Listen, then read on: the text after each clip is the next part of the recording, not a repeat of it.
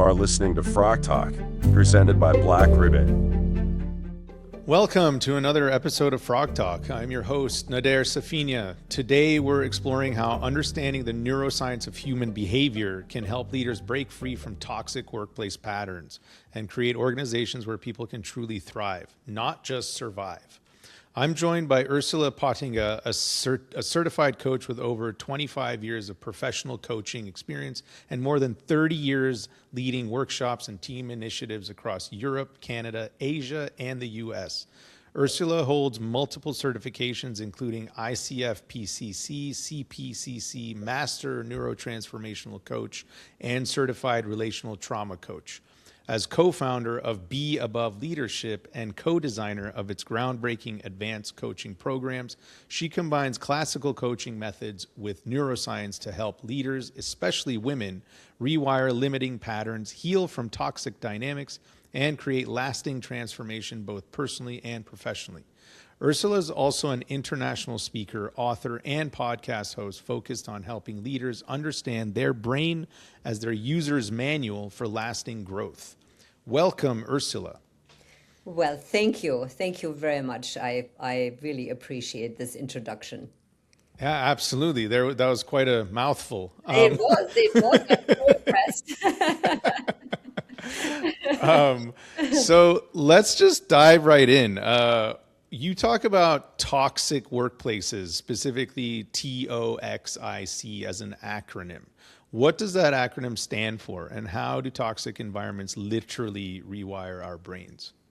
Yeah, really good question. So the way we define toxic workplaces, it's really related to people that work within organizations or within systems, whatever the system might be. So it's not necessarily organizations, but it can be, teams, family, things like that. Just anything, within a system.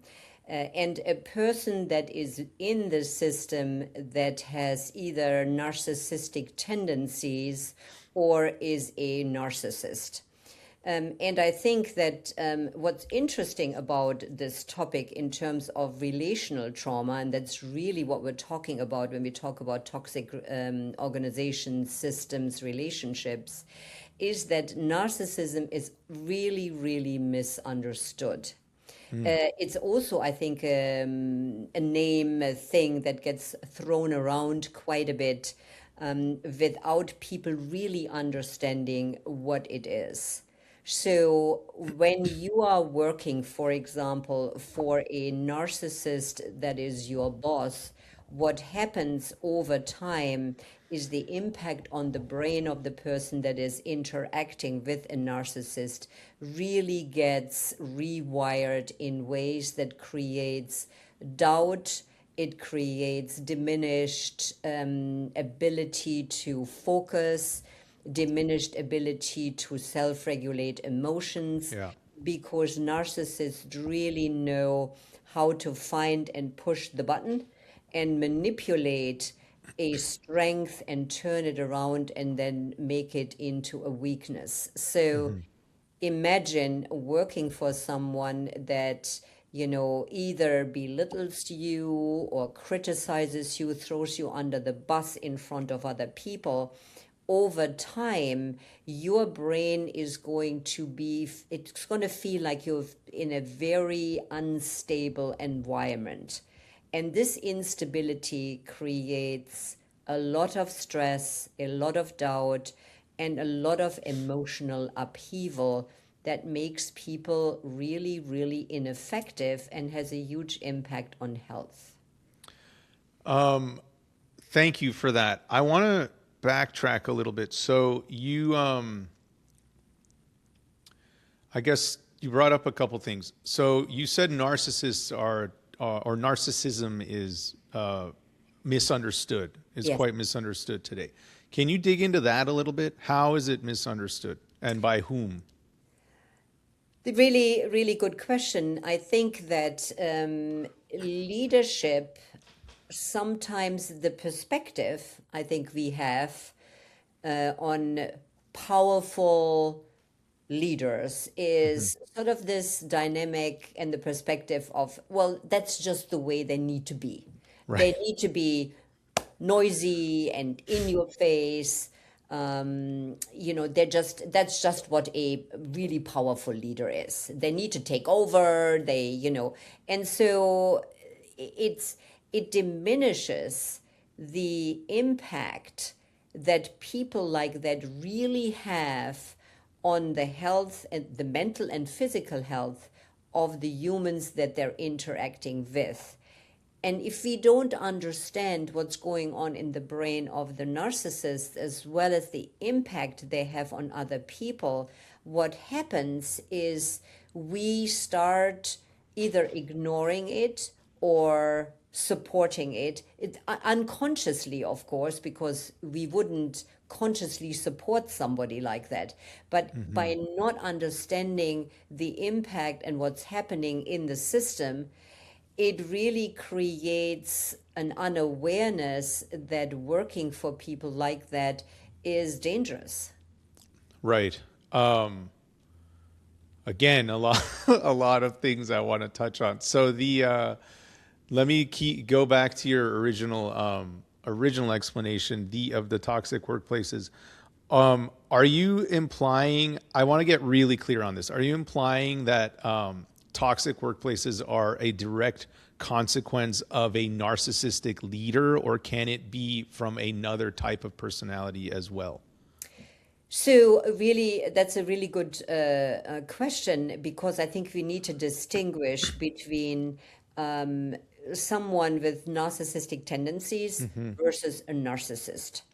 And Right. so what in our work in terms of relational trauma, what we're trying to do is to help people look at the behavior and the impact of that behavior, rather than making a diagnosis.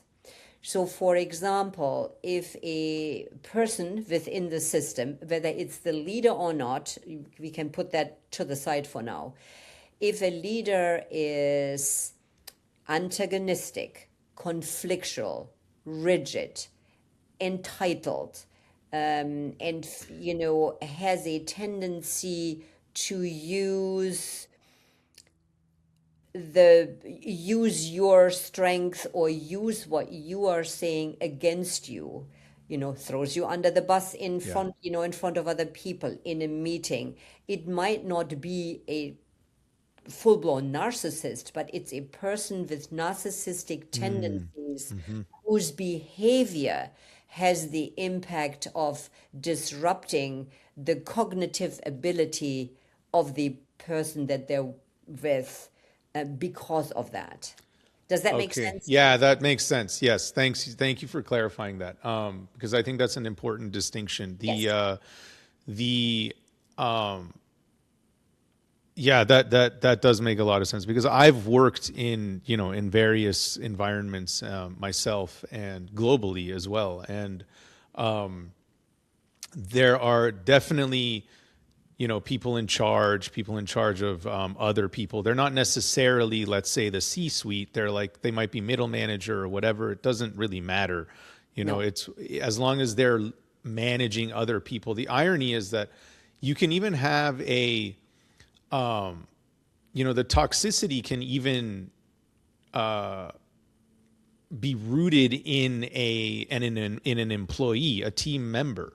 It doesn't necessarily even have to be coming from leadership, in my experience. Yes, yes, absolutely. And so I think, again, what I'm wanting to point to is, let's not diagnose it. Right. Let's look at the impact of toxic behavior on other people. The metaphor that we often use is, think about a stew. You have a delicious beef stew with all the yummy ingredients in it. We're too close to lunch here, Ursula. Be careful. I know, I haven't even had breakfast yet. So, my stomach is going, oh, that sounds really good right now. However, the next point is, if you now put a piece of meat in the stew that is had a bad expiry date, to put no finer point to it, and you put it in the stew you will not be able to eat. Right. So it doesn't really matter whether, as you said, if it's an individual that's not a leader, it's just a team member, the impact will still be felt. Now, by the nature of leaders, and it's unfortunate, but we're still in a hierarchy as it relates to leadership, and we haven't managed yet a more sort of holistic approach to organizational development and leading. By the power that a manager, director, and then up into the C-suite, the power they have, I think it increases the negative impact that they have just simply by their position being more elevated than just a team member. So I think there is a bigger impact the higher we go in terms of the hierarchy. But you're absolutely right. You can take a piece of rotten meat and put it in the stew. It doesn't matter what kind of meat it is. You will not be able to eat the stew, or it's going to make you sick eventually. Yeah, absolutely. I like the way that you illustrated that, because it also, when you have an employee who's not necessarily a manager, creating that kind of a dynamic within a team or even a workforce, it does have a bottom up impact as well. It has a cyclical impact, because it also demonstrates very loudly how leadership handles that kind of behavior or dynamic and so on, which then starts to permeate into the other employees, because they're looking at this person who's just getting away with everything, and then looking at the leader and going, "What? So we can just do whatever we want now? I mean, what's going on here?" Yes, absolutely. And and because of that, the manager, director, leader, whoever they are in terms of title, they lose a lot of credibility. Yeah. And so, again, even if it's just a team member, as you said, because of the impact, it creates this instability where people no longer feel safe. That's right. And that is the key issue when you're working in a toxic environment, no matter how it's created. People no longer feel safe, which means they will not ask questions. Creativity and engagement is going to go down because they're afraid to speak up. They're afraid to be honest. They are afraid to argue potentially. And so people just keep quiet. And that's just creates not a very good, environment in any organization, no matter who or what they are. Yeah. Yeah, exactly. And then people start, this actually is getting close to one of my questions, because people start checking out. Yes. It's like they're not even there, and they don't, to your point, when they don't feel safe, they don't even do their best work, because the best work is often risky. So they don't want to I've heard people literally say, "I don't want to get in trouble." Yeah. And I always go like, what are we, 15, 12, 11? Who's going to get in trouble, and who's what? I don't even know what that means. Yeah. No, I mean, I don't know about you. I mean, I know what it means because I coach people, in organizations that are not as healthy as they could be. But on the other side, the reason why I don't work for anybody is that I want to create a system. I know I have a wonderful business partner and we run Be Above together. But we are, we're passionate about the same things. We're open, we're honest, we're curious. We have wonderful conversations. We know we don't always have to agree. In fact, that's a good thing. But, I cannot imagine what it would be like to feel I cannot be fully myself, because, to your point, we're talking about authenticity. And if that gets shut down and we no longer feel we can speak up, just imagine what that does to your psyche. Yeah, absolutely. And I mean, that's true anyway, right? That's true in every relationship, in our personal relationships and so on. The less And this is more your space, but like it's the ultimate symptom of people pleasers. People pleasers will be yes men all the time and consistently sacrifice their own position, their own opinions, their own desires, their own motives, and so on to make others happy. Ultimately, resentment builds, and then they too start creating these. They start projecting these behaviors of dismissal, of distance, and all this stuff, and they blame it on a lack of reciprocity when they haven't even communicated their own position in the first place. Yeah. And And, and to your point, that often happens because they feel they can't. So right, you're bringing up actually a very interesting point in terms of people pleasing. I'm reading currently a very fascinating book called Fawning. okay, So we know that the impact when we work in a or live, work, interact in a toxic environment, there are various ways that our brain and our body is helping to protect us. And so the author of this lovely book is really making a distinction between people pleasing and fawning.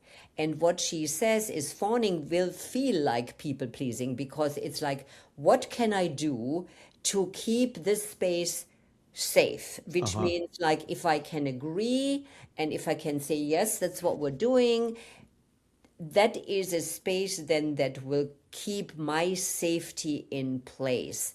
And it is created through trauma. So fawning is a response to trauma. It's a mechanism to keep me safe because I feel I cannot say to this person, right, wait a minute, I actually don't agree with you. Could we not do this differently? So that book has really helped me understand the difference between, is it people pleasing or is it fawning? And fawning is it's as I said, it's a safety mechanism. yeah, I have to do this in yeah. order to not get into trouble, as you said. Yeah, that's also an important distinction, and I see that a lot actually. And I'm whenever I pick that up, um, I'm very quick to just try to open up dialogue and be like, please be honest in this situation. Like, we want you to be honest. We need you to tell us what you're thinking. Like, you're not going to get in trouble. I've literally said that. I'm like, you're not going to get in trouble. Yeah. Nothing's going to happen. Yeah. Yeah, and it's and it's sort of like in terms of many of the things, especially in terms of neuroscience and behavior and feelings and emotions and all of that, I often say to my clients, this is not a character flaw. This is just something Yeah, that was created through being in the system, and it has had an impact on your brain and on your cognitive functioning. So don't blame yourself. It yeah. is not your fault. And I think that is such a huge point when people work in toxic environments, they actually think they're to blame. And to help them understand that they are not, it's not their fault, it's not a character flaw, but it's an impact that's been created working in a toxic or unhealthy system, can often be just such a relief. Yeah, that's very comforting. I appreciate the way you articulated that. So, how does that kind of trauma, relational trauma in organizations perpetuate dysfunction? Why is it so hard to break those patterns without the intervention that you're describing? Well, I think it comes back down to safety. People don't feel even safe to, go to HR, for example, and Yeah, say, here is, right? Here is what's happening. Because they don't know what HR is going to do. Are they going to talk to this person? And then when they talk to this person, will they be manipulated just like yeah, me, for example? Imagine I'm the person that's knows that is being manipulated, belittled. One moment I'm the golden child, the next moment I'm being dismissed. It's constantly going on like that. I've been thrown under the bus in front of the board members, etc., etc. There comes a point when I doubt myself. And I think like, I'm doing it wrong. I need to do this differently. So this cognitive dissonance keeps people stuck because they blame themselves and then they are afraid to speak up because they don't know where to go to. Yeah. Yeah, exactly. So then what is your, what would be the advice or the move for leadership to, leadership who cares, obviously, leadership who wants to create or mitigate these kinds of workplaces? What would you advise them? How would you advise them in better picking up on these signals and like identifying when these things are happening in a constructive way? What we have found in the relational trauma space, the first step and probably one of the most helpful steps to begin with, because we're also talking about the person that's been impacted by this toxic relationship, and we're talking about healing. Because so imagine, you've been in this toxic environment, and you leave. Yeah. If people don't give themselves time to really explore what has been happening, the impact it has on their health, on their brain, on their body, sleeping, eating, all of that. If they don't give themselves enough time to heal from that, it can be that they're stepping into a new position, a new organization, and they will encounter the very same thing. So one of the things that that I really encourage when I have someone that wants to leave the organization because they can't stand it anymore, Right. is saying you need to give yourself time, hire a relational trauma specialist, either a coach or therapy, to really help you heal from this traumatic event, because if you don't, you will not be effective in your next role. Yeah. So that's one. And then the other thing that we encourage everybody to start with is educate yourself about what has been happening. There are great YouTube resources. We follow a fabulous woman called Dr. Ramani. She has a fabulous YouTube channel. So listeners, if you are interested in resources, just put into the YouTube search thing Dr. Ramani and you will see literally hundreds of really, really good YouTube videos. They're all short and they're all specific to narcissism. And she is an expert. She knows what she's talking about. And so starting to educate yourself, what's actually happening here? Why is it not my fault? Why is it so hard to leave? What can I do? That educational component at the beginning of this journey can really be hugely helpful. And what about on the flip side? Do you work with like if we want to do, because the workplace culture, workplace behavior, and action or inaction is all a top-down model, right? Yes. It's all impacted by what's Yeah. happening at the top. You described our narcissist or our narcissistic tendencies leader in a situation where my own model, my own program is very much rooted in eliciting transformation, like deep transformational change in leadership that actually want to change. They want to see their workforce thrive. They want to leave the world a better place. They want to see people, they want people to want to work for them, Yes. and so on. So how do we begin to, basically open up the minds of leaders who are so sort of tunnel visioned in their own ways and display these sort of narcissistic tendencies to really see their employees, truly see, the dysfunction and the discomforts that they're experiencing? Yeah, and this is a very subtle undertaking, because the research shows that when you are in the company of a true narcissist, so not necessarily somebody with those tendencies, which again is more about behavior and impact, but someone who really is a narcissist, their the research shows that they don't change. There is an Yeah. empathy miswiring in their brains that usually stems also from their own most likely childhood trauma. That so narcissists are created through their own trauma. They Right. are not born that way. That's the difference between, psychopath and narcissists, for example. So narcissists are created and often through their own trauma, and because of the lack of empathy, they actually don't feel the pain and the discomfort that they are causing, which is very different from a healthy brain. Our mirror neurons, our brains pick up on the biochemical state of the person we are with. We can feel their pain in our own bodies, in our own heart, but that is not something that a narcissist has Yeah. the ability to do.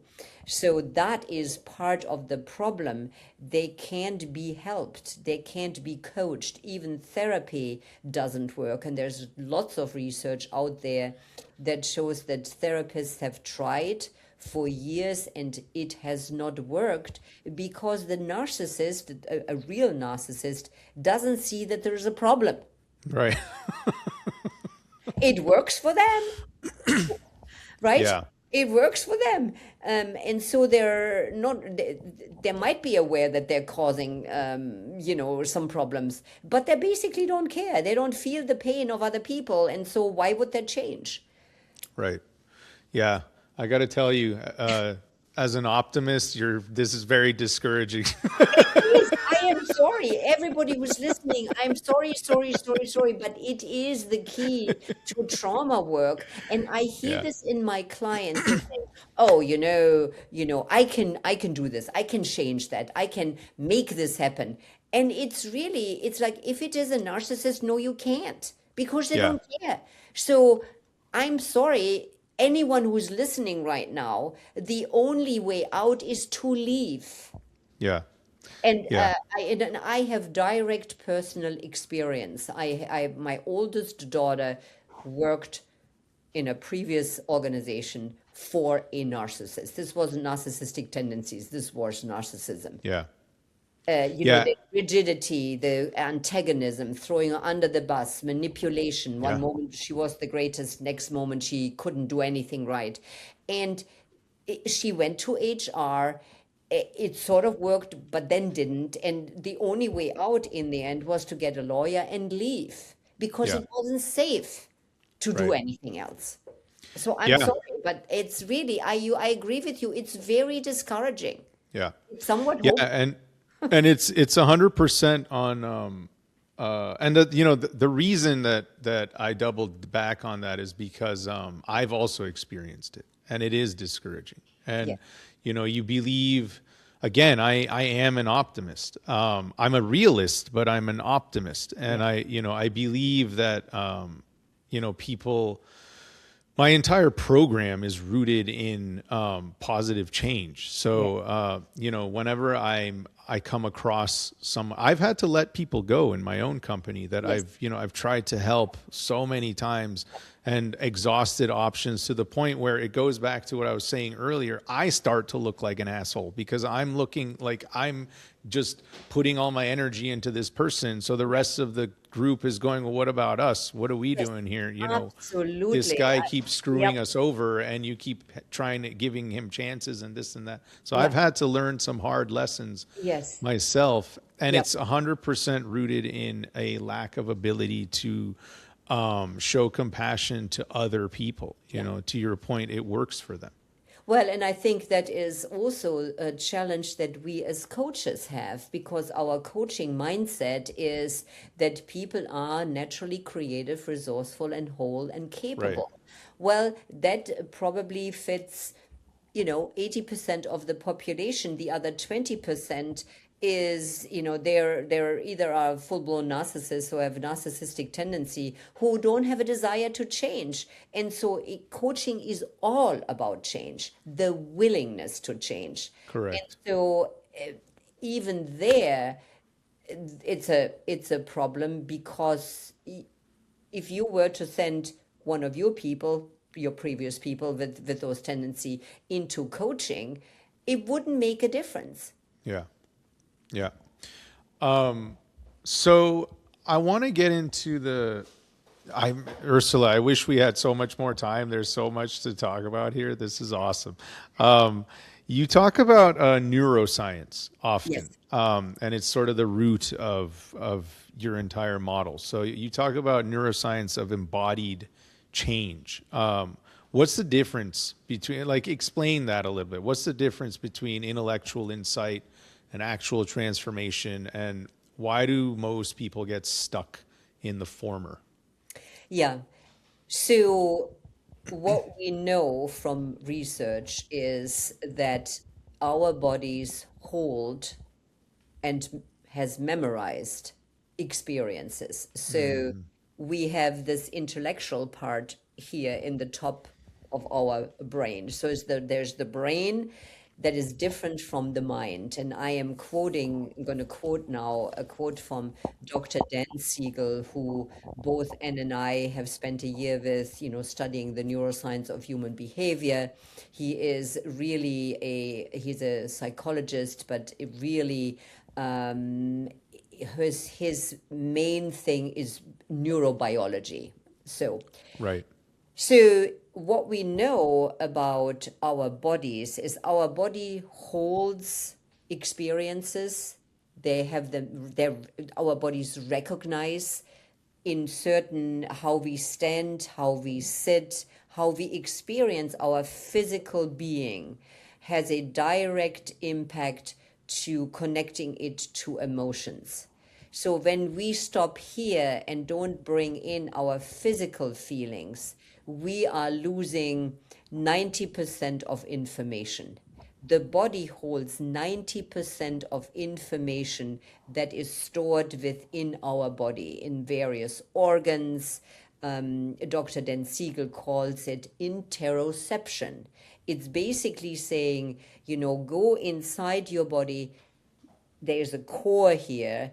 What's your heart rate doing? What's your stomach doing? How are you holding your shoulders? How you walk, how you sit, all has a direct influence. It's information from the body that goes to the brain and helps us understand ourselves better. And so change is not only, neural wiring, but it is also embodied, because our I heart see. and our gut hold similar neurons than our brain. So we have basically three brains: the one in the head, the one in the heart, and the one in the gut.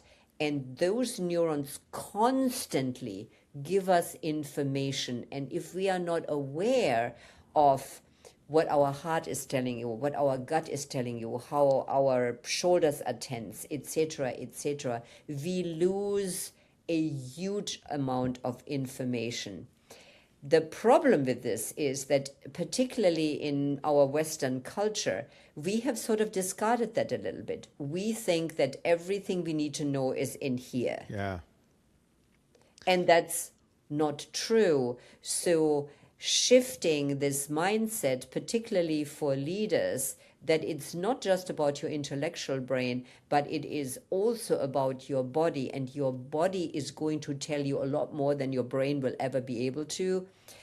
It will require a sort of cultural shift. And Oh, I yeah. see this in my clients when I talk to them about, where do you feel this in your body? What's your heart doing right now? How are you sitting? When you're slunched over, what Yeah. is that different from when you're sitting straight?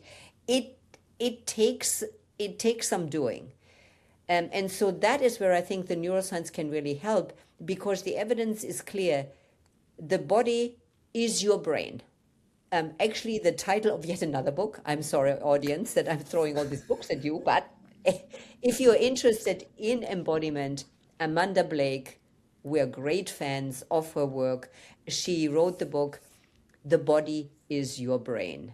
And all the research is clear. Your brain is part of the system, but we need to think about our cognitive abilities in terms of this being a system that doesn't stop here. Yeah, right. Other parts of the system that will help us become more aware, more conscious, and smarter about how we feel and where these feelings come from. I'm smiling because this is resonating so deeply with me. I've never heard it put that way before, so that's really beautiful. Because I feel that. I practice, a lot of inner work. I meditate, I exercise. I'm a firm believer that, we are our being exists in our consciousness, and our bodies are simply just conduits while we a conduit for our existence in this blip of time that we have in this particular sphere. And I think it's per that belief and knowledge that you start to understand how energy works, and if you're talking about your brain, your body is your brain. Others might, myself included, identify that as energy or vibrations or something. And when I've gotten to a point where I will literally vocalize it like this. I'll be in a situation, I'll be in a room or in a meeting. I've said this a few times, only even in the last few months, where I've been in a room and someone starts proposing something to me, like I'm in a team meeting or a work meeting or something, and they're saying it in a way that they're trying to compel me to agree with them on something, and I'm sitting there just going, I pause and I go, my entire body is uncomfortable right now. I just say that. I say my entire physical being is uncomfortable right now. So I'm going to say no.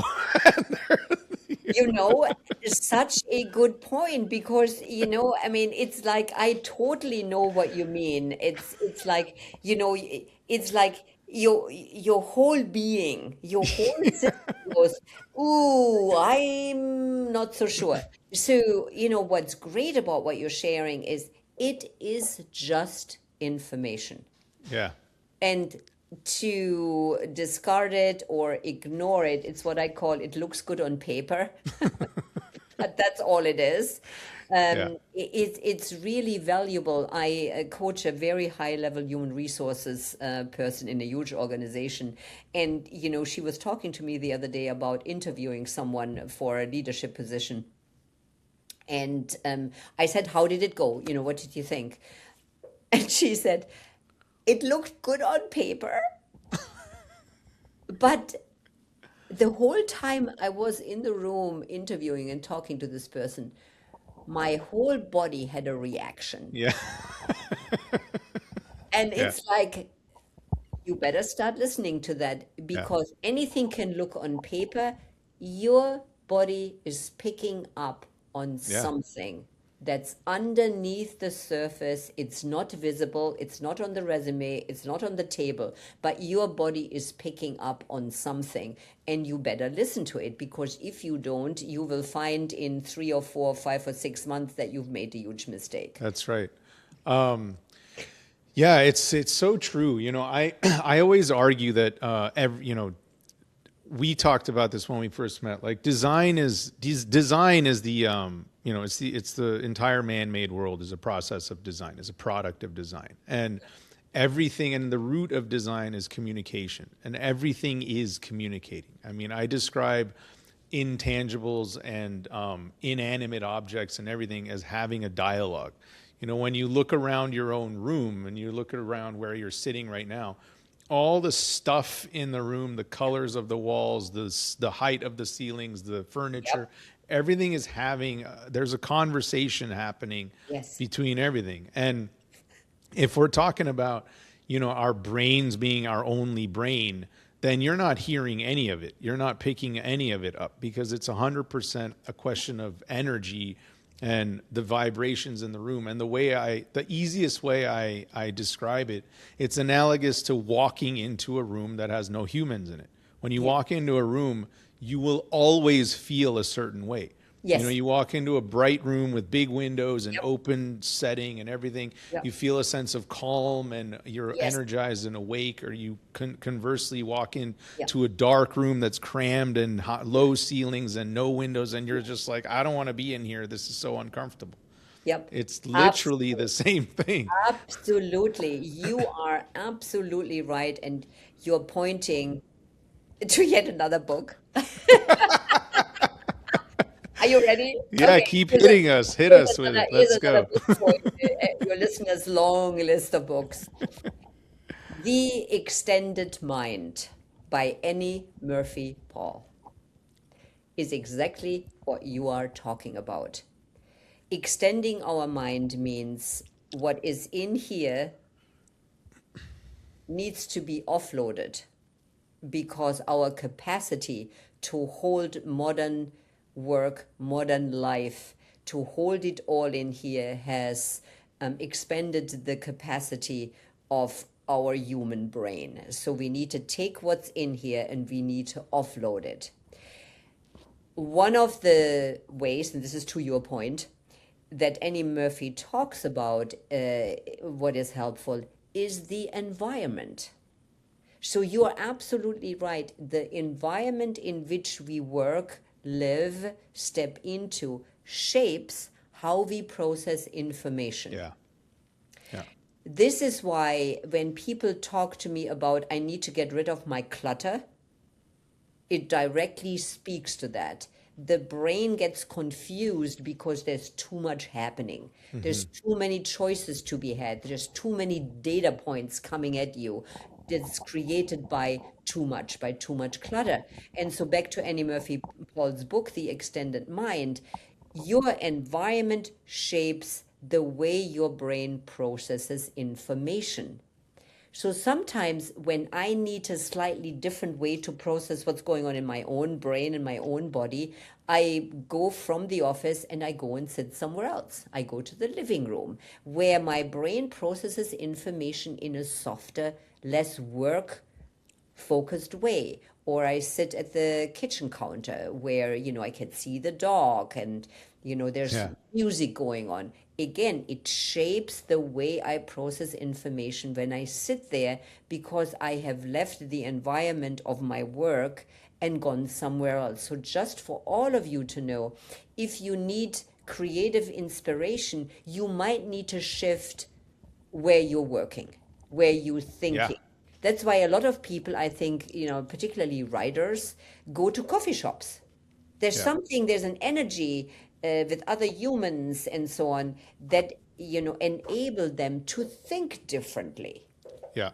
Creative mentors, my own mentors, were always big advocates of that. They would tell me, if I was in a creative block or something, it was always go take a walk, just leave your desk, Yep. go somewhere else, like leave the building. I don't care where you go, just get out of here. Yeah. And go walk around the building, go outside, go get a cup of coffee, do whatever you want.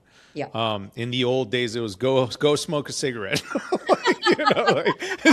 just do whatever you want to do. And, and then I started saying that to my people when I started becoming a manager and a director. I would tell them, like, go take a nap. Like you're falling asleep. Go do something. Yes, absolutely.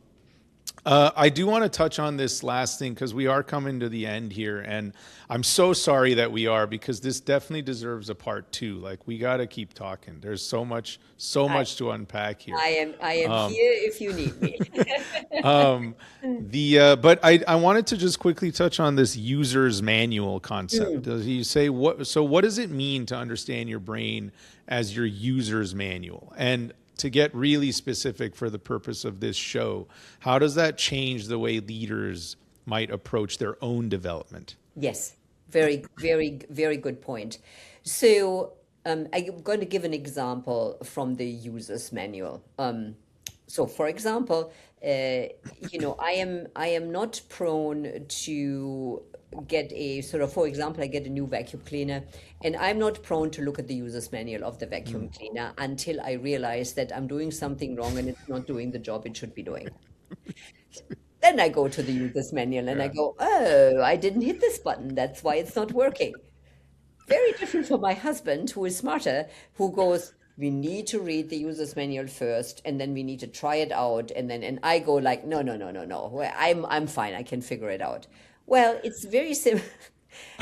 I'm sure you can identify. So it's the same with your brain. We are not looking at how can I use this amazing instrument that I have in my head, in my heart, in my gut, in the system that is me.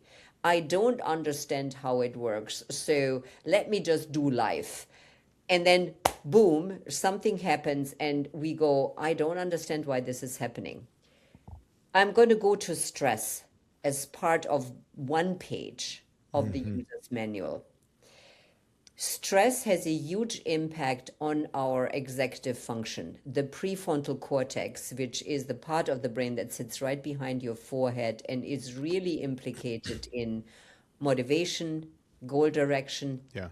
empathy, memory, all of that. It's really the part of the brain that makes us really be in the zone and be most effective, especially as it relates to clarity, goal direction, empathy, and motivation, which is what you need as a leader.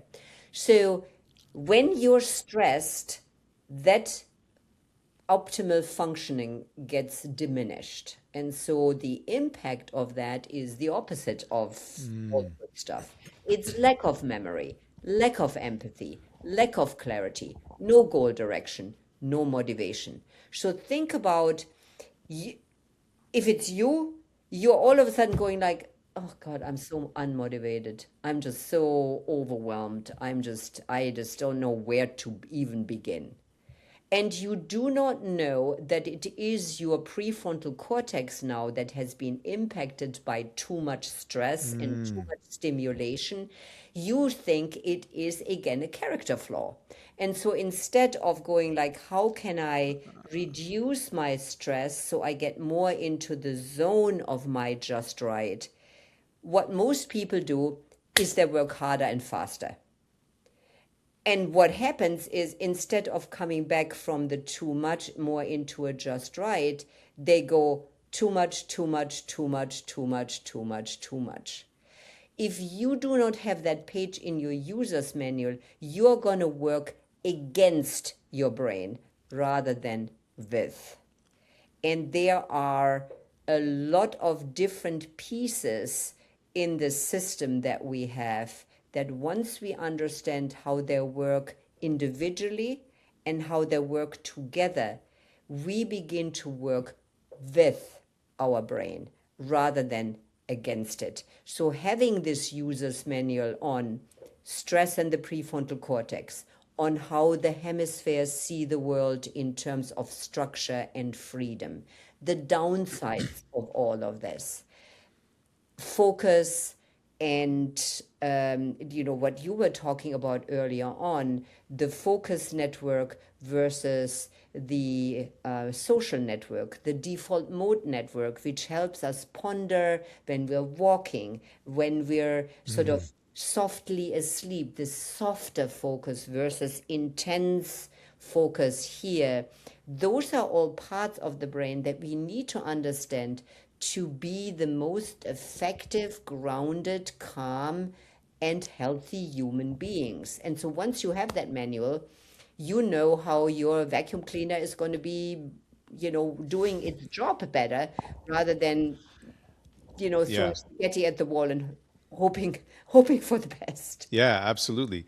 And that is how you will get, as a leader, if you focus on developing yourself that way, then you will get people to want to work for you because you'll be able to create wonderfully creative and productive and open environments. Yes, and you will also, by understanding and having your own user's manual to your brain, you will also understand other people's Ah, brains. yeah. Yes. And that, I think, is really important because we can develop so much more empathy and also having tools. So when you are suddenly having a direct report where you feel they are no longer the brilliant person that they used to be 6 months ago, you can now look and go, are they bored? or are they overwhelmed? What's happening in their prefrontal cortex that has them lose some of this brilliance capacity. And it's not one size fits all. You will know where to look. You will know how to help them because you've got the user's manual there and you know what's happening. Yeah, exactly. Ursula, I hate to say it, but we got to close here. Thank you so much. This has been such a pleasure talking to you. We definitely have to do a part 2. Tell our guests where they can find you if they want to reach out to you to learn more. Yeah. I have a website. It's profoundgrowth.com. There's the podcast on there. There's also, I have a lovely ebook that's free. It's on executive presence. So many of the things that we talked about today, that includes nervous system regulation, communication, appearance, gravitas, the whole 9 yards. So that's available as a resource. So check out my website, and there's lots of resources on there that I hope you will find are helpful. And thank you so much. It's been absolutely delightful. I loved all your questions, and I hope that whoever is listening, finds it useful. Yeah, absolutely. To our listeners, if you want to be a more effective leader, you want to be more self-reflective, more aware of yourself, and create a more open environment, definitely check out Ursula's material. You heard it here. That was sincerely enlightening. Thank you so much. It's been a pleasure, and we'll see you next time.